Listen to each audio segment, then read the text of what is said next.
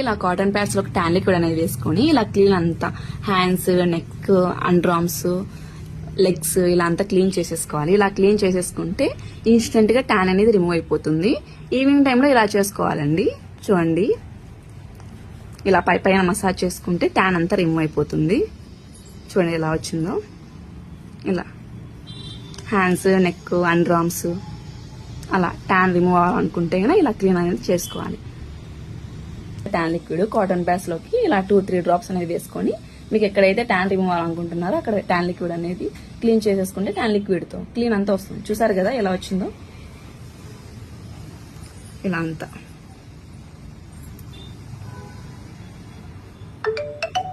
ఇలా డైలీ చేస్తూ ఉంటే కనుక మీకు ట్యాన్ అనేది రిమూవ్ అయిపోతుంది.